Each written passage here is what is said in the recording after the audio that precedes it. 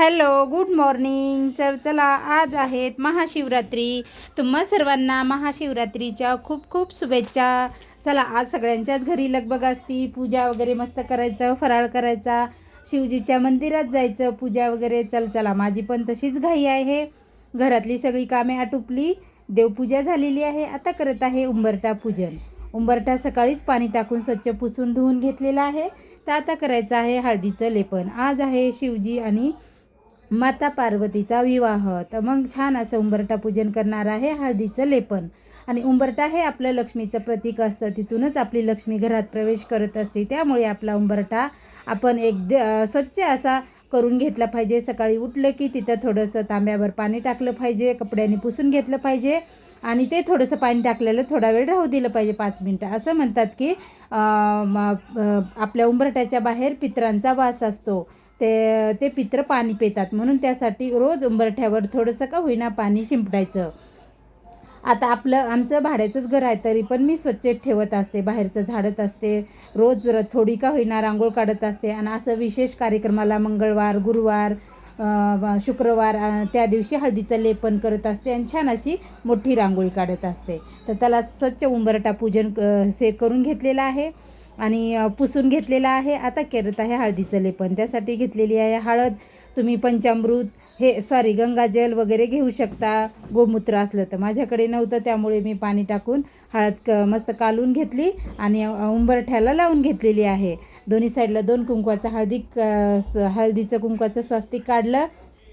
हळदी कुंकवाची 5 बोटे उमटलेली आहे तिथं. आणि छान अशी पांढरी रांगोळ काढत आहे फुलांची आणि त्यामध्ये पिवळा रंग भरत आहे आणि त्या रेषांमध्ये लाल पिवळे कलर टाकणार आहे. छान कधी शंख चक्र रांगोळी काढते. शंखचक्र काढलं पाहिजे, विष्णू लक्ष्मीचं प्रतीक असते.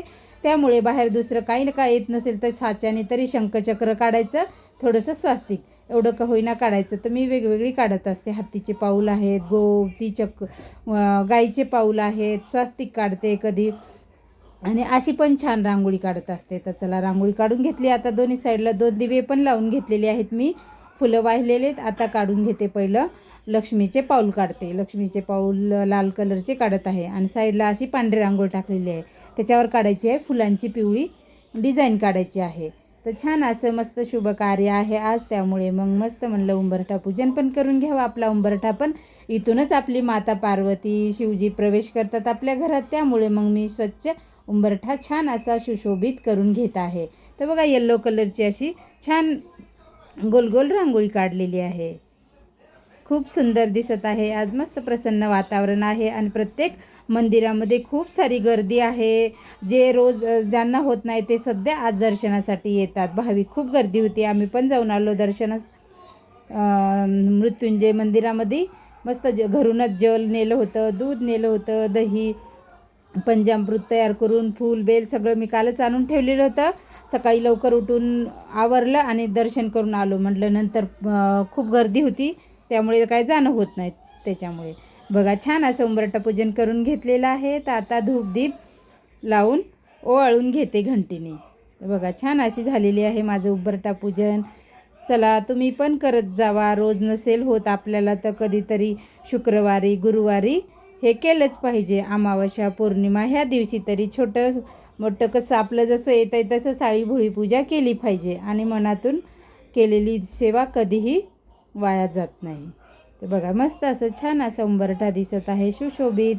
तर कसा वाटला हा माझा छोटासा व्हिडिओ? जरूर तुम्ही एक लाईक करा, शेअर करा, सोबतच तुमच्या मित्रमैत्रिणींशी हा व्हिडिओ शेअर करा, सबस्क्राईब करा आणि जरूर एक लाईक करा.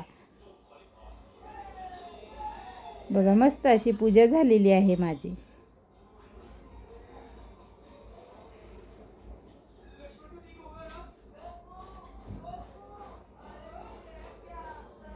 त्यासाठी आपला उंबरठा नेहमी स्वच्छ व सुशोभित केला पाहिजे.